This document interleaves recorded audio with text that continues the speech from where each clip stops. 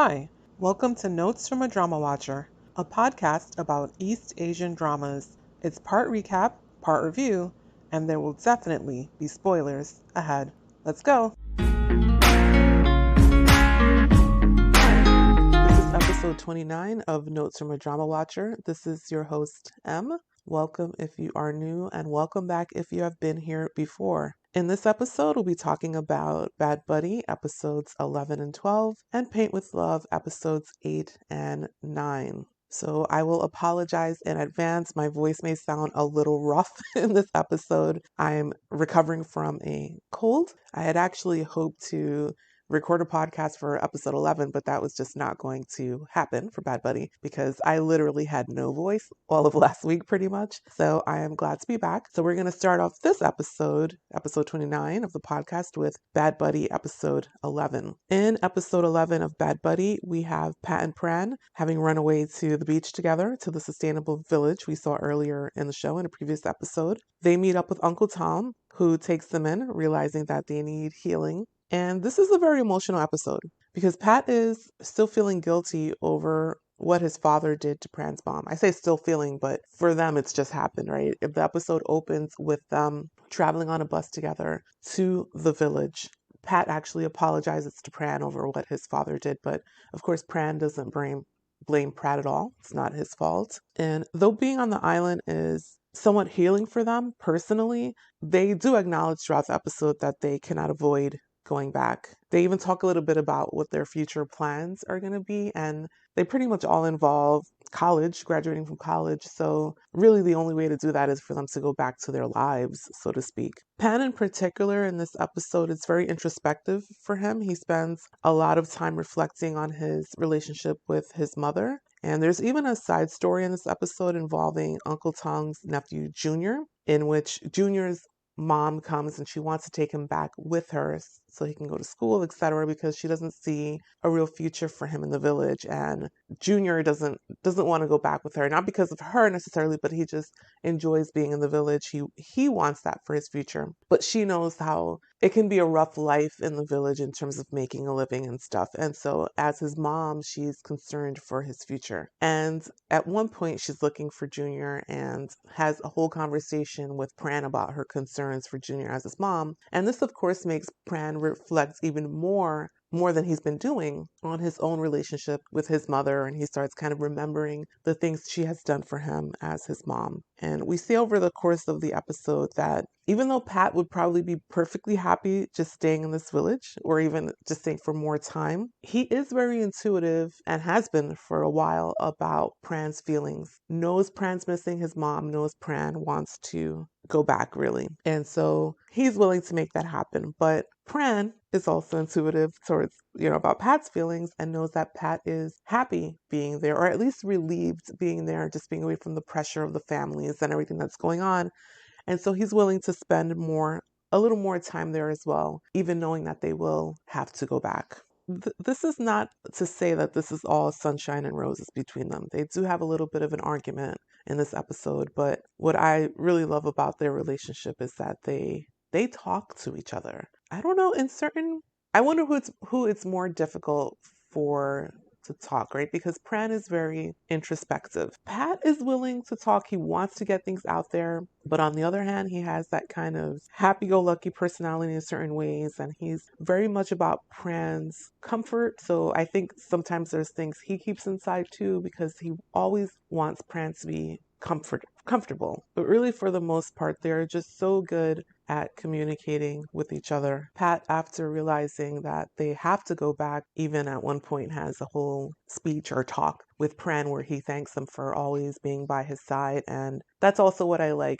I know, of course, there's the Romeo and Juliet comparison. This is Romeo and Juliet, essentially, this show. But unlike Romeo and Juliet, they just become stronger with each other and not in a fatalistic way, right? They have this kind of optimism, like we are somehow going to be together. Despite what other people think and despite what the world may think, we know we are good for and with each other, and we are just going to stick together throughout it all. And adversity only makes them stronger as a couple. The ending of episode 11 to me was really sad. I don't mean when they're standing in front of their doors, like the very, very end, but before it, when they were showing all the scenes of their imagination of what life could be if their parents got along, was actually really sad to me. I don't know if Piaf intended it to be that sad, but it really was sad to me to think of all the potential gatherings and everything that these families are missing with each other because they have this grudge. Now, not to say that there's not a reason for it. I still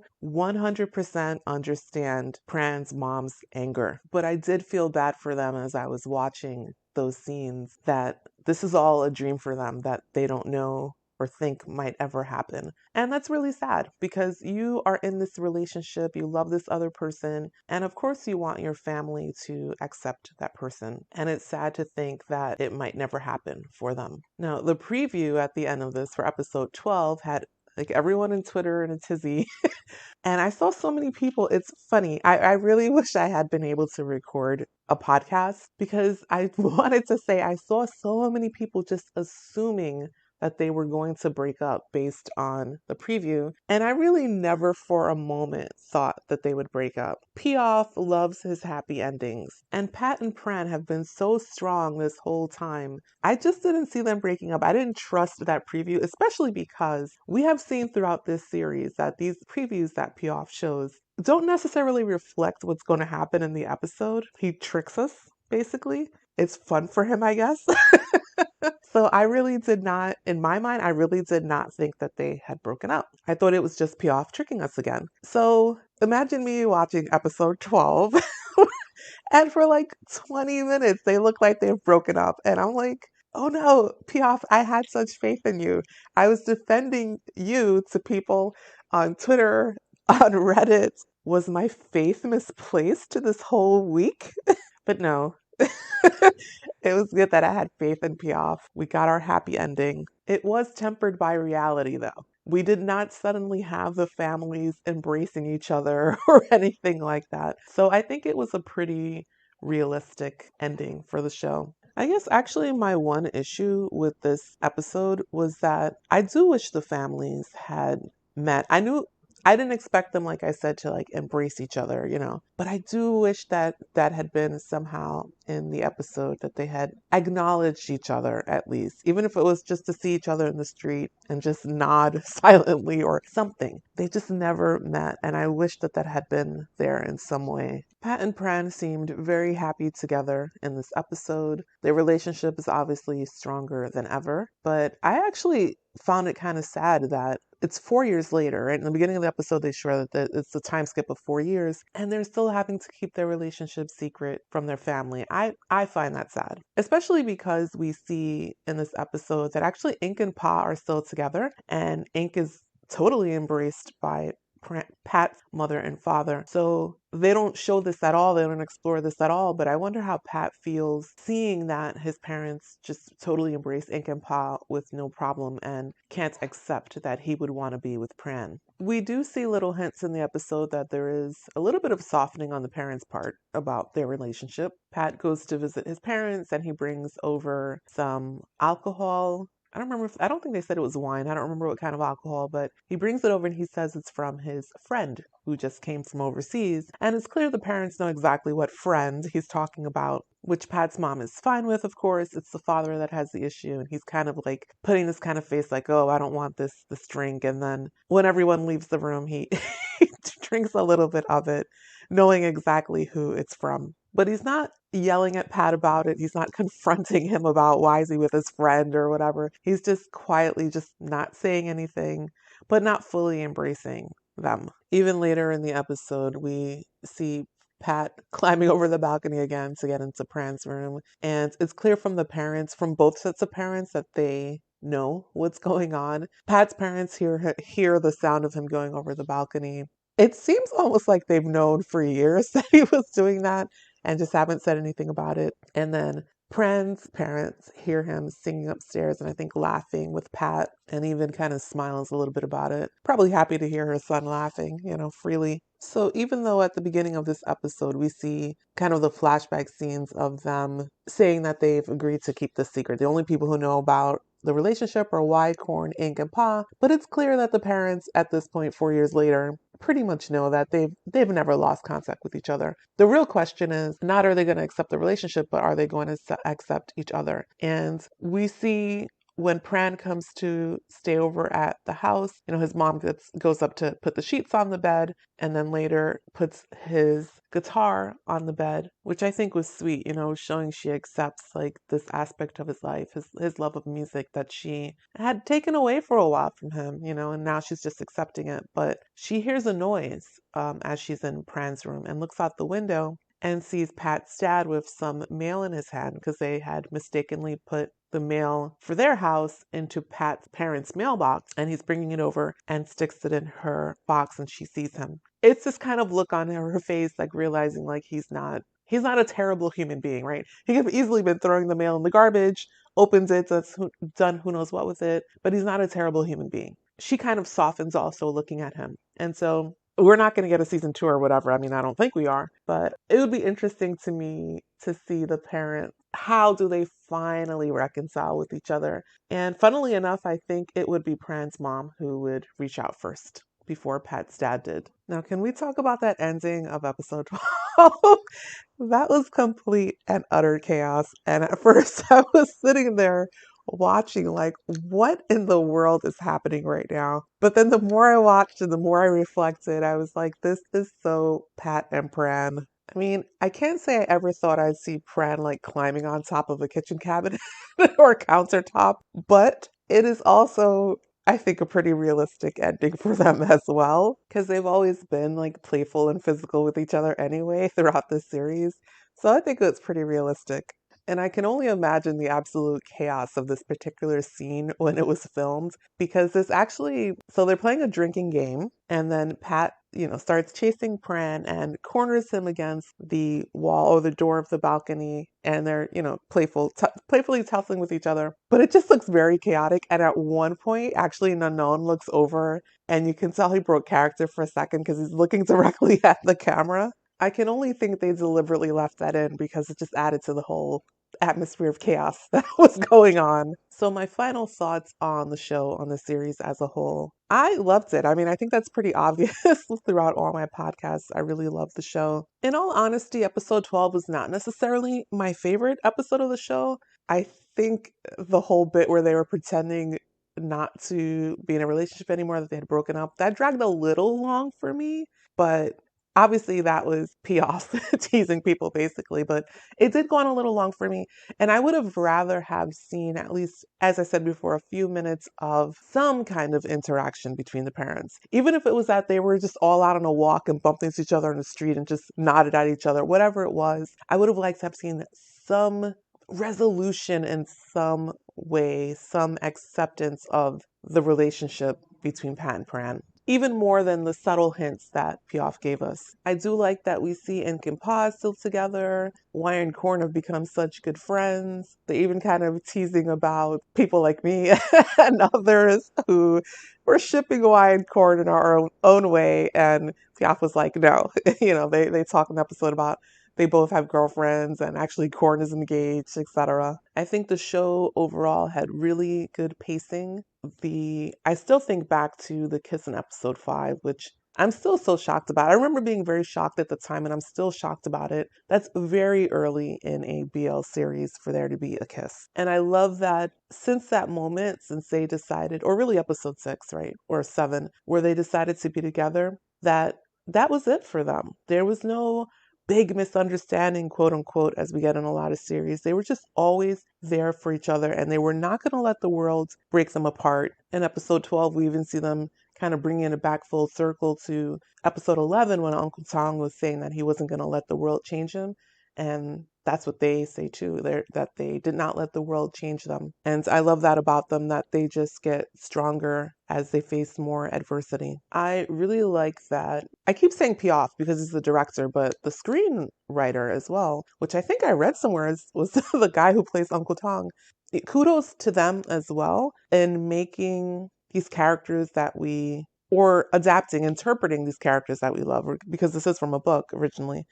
We get to see very complex people, People are not fully bad, fully good, whatever it is. We get to see complex characters. Corn is someone who pops into my head immediately because in the beginning I was like, what is up with this guy? With all of them, they're just there fighting with each other for like no reason. But we get to see Corn as just a really good friend and actually gives good advice in the times that Pet asks him for advice. Y, who seemed in the beginning like maybe the better friend to Pran, did something really horrible to them, although they did wind up forgiving him. Pran's mom, who at first you're like, what is up with this lady? When you realize what was done to her, you start to understand her, or at least I started to understand her. And then we have Ink and Pa, a GL couple, who hopefully GMMTV sees the very, very positive response to this couple and starts including some GL in couples in series or maybe getting their own series, etc. Which of course has a lot to do with the fact that people loved Ink. And of course they loved Pa.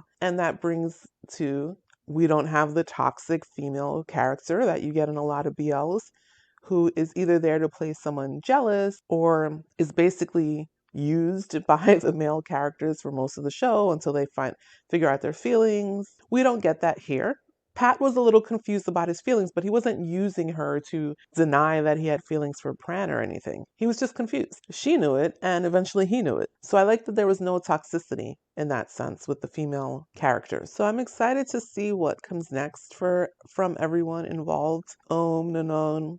Nanon currently has a show on 5515.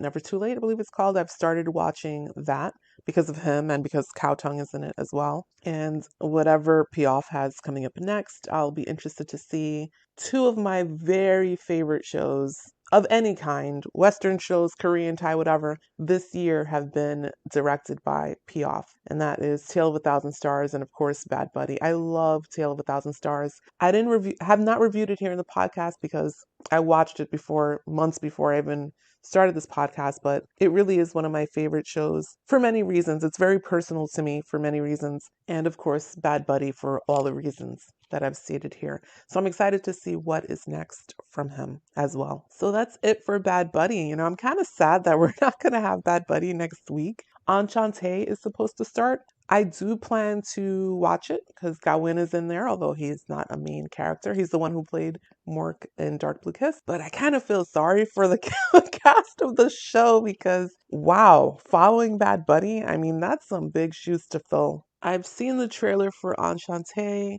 I saw a little kind of interview game thing, whatever, between the two lead actors. I have to say so far, I'm not sold on the chemistry between them, but I do intend to watch it and give it a chance, and maybe that'll change when I actually see them in action. So next up, also shows on Fridays, is Paint with Love, episodes 8 and 9. This is going to be kind of brief.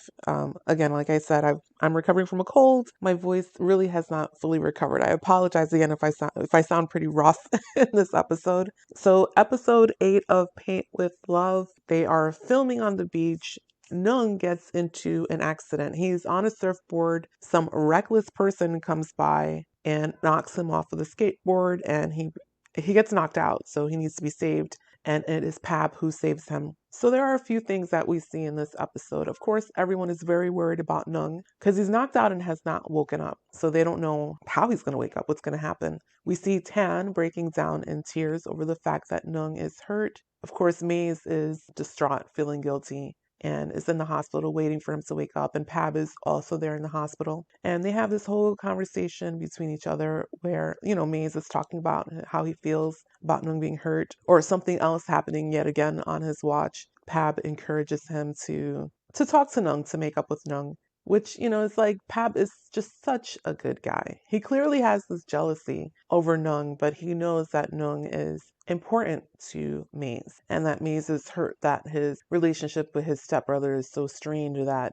really all they have is a business relationship at this point. They're not family anymore. And Pab, knowing how alone Maze really is, knows that that's really rough on him. It's always interesting to me that Maze, is such a prickly character, as I've said, but he really does open up to Pab a lot. There's something about Pab that lets Maze allow himself to be vulnerable to him. He even cries in front of Pab a few times already in the series, and that's something I don't think he would ever let himself do in front of anyone else, even Tan and Nay, who are his friends. But it's this kind of dichotomy in Pab, because on the one hand, he knows how much Maze yearns to get back together with Nung in terms of being a family, so he wants that for him. But he's also just really jealous of them having a relationship. Even knowing that they're stepbrothers, he's just jealous of them having a relationship.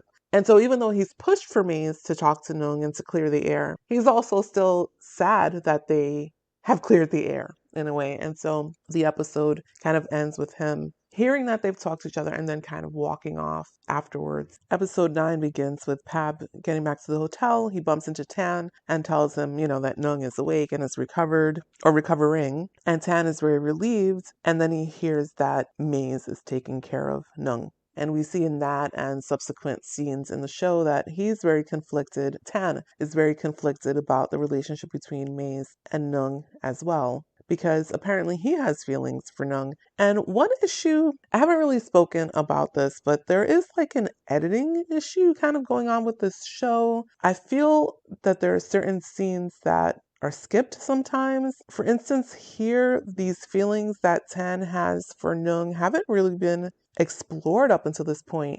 We get a hint that there are feelings, and there's some kind of backstory for them, but we haven't really been shown it up until this point. And even here we get Tan is a little upset at Nung, and Nung doesn't understand why. He doesn't know what is Tan upset about. But Tan is upset or jealous, I would say, because Maze and Nung have gotten closer. But we don't know the story yet. Hopefully at some point they'll give us the story, but we don't have it so far. And on the one hand, I don't like super long shows. On the other hand, I do feel like we're missing scenes here. Like these episodes need to be a little longer because the second couple, Nung and Tan, are just really getting the short end of the stick here. So I feel like I'm really not getting a feeling for them, for their chemistry or their story or whatever, because the only thing we do practically see them in are things, it's very meta, right? The things surrounding them filming their boys love series that they're filming. We're not seeing them that much just on their own as Tan and Nung.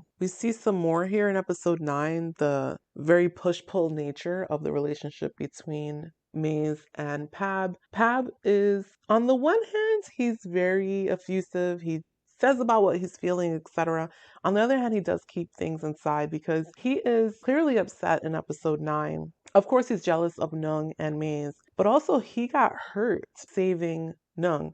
He didn't tell anyone, but I think he almost feels like Maze should have noticed that he was hurt, but Maze was so concentrated on Nung that he didn't even really ask Pab if he was okay. Have their quiet moments in this episode.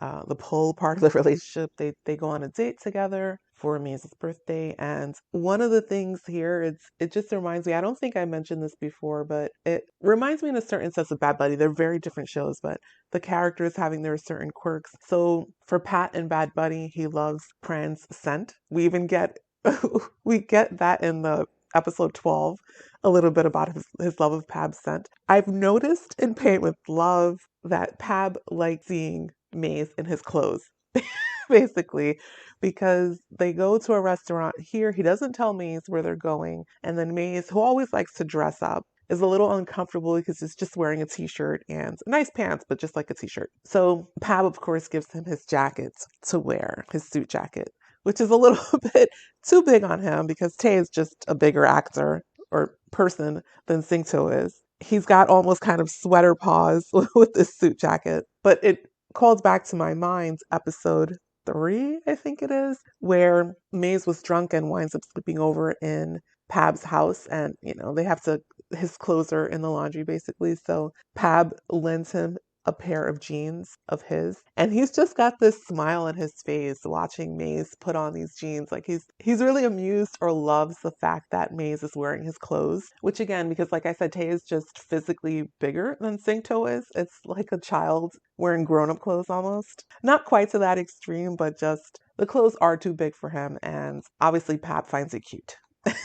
Now, this episode does end with the quote-unquote big misunderstanding because Nung is visiting in the office to give Maze his birthday present, and Pab comes in, and Nung really is trying to prove a point to Maze that Pab has feelings for him, and teases Pab in a mean-spirited way. And Pab unfortunately gets violent with Nung, and Maze is horrified by this, of course, and says some things that hurt Pab. Which, as soon as Nung started talking, I knew what he was doing. He was trying to get a rise out of Pab, but that's one of those tropes, those it's not a BL trope, but drama tropes that I'm a little like iffy on. It's just not one that I really go for. This thing of deliberately trying to hurt other people's feelings to prove a point. But it is what it is. It's what they've gone for here. Hopefully it'll help clear the air between Pab and Maze, because right now their relationship is really not healthy. I see Pab giving a lot to the relationship, wanting to build a relationship, and Maze is just almost not giving anything at all. It's not just that he's prickly, but he's just almost not giving anything at all towards trying to build any kind of relationship. Not that he knows they're building a relationship. I don't think that's even in his head, but just in treating Pab with kindness and respect. Some of the things he says, like if it was anyone else but Pab, they wouldn't accept it. But Pab is just so smitten by him that he accepts it. He doesn't appreciate it. He doesn't like it. You see that he is hurt at times, but he does accept that this is part of Maze's personality. And, I question whether he should be accepting that. We can't really change other people much, but I think it's okay to let him know that he's gone too far a few times. And Pab just doesn't even say anything. So I don't know. Maybe this confrontation between Pab and Nung is the push that Maze needs to realize things, but it doesn't seem like it based on the preview for the next episode. So that is it for episode 29 of Notes from a Drama Watcher. Those are my thoughts on Paint with Love episodes 8 and 9 and Bad Buddy episode 12 and the show in general. I'm already missing Bad Buddy. I'm hoping we get one of those other shows that GMM promised us in their trailers soon. Like I said, Enchante, I'm not feeling the chemistry just yet between the leads, but I'll give it a shot. I'm waiting for the Earth Mix show, Cupid's Last Wish. I really hope that starts soon. I'm excited about Vice Versa as well. And this is not a GMM TV show, but looks like we might be getting Cutie Pie with Z sooner than later. So let's hope so. So again, this was episode 29 of Notes from a Drama Watcher. If you want to reach out to me, you can find me on Twitter at DramaWatcher6 or send me an email, dramawatchernotes@gmail.com. Thanks again, and stay safe, everyone.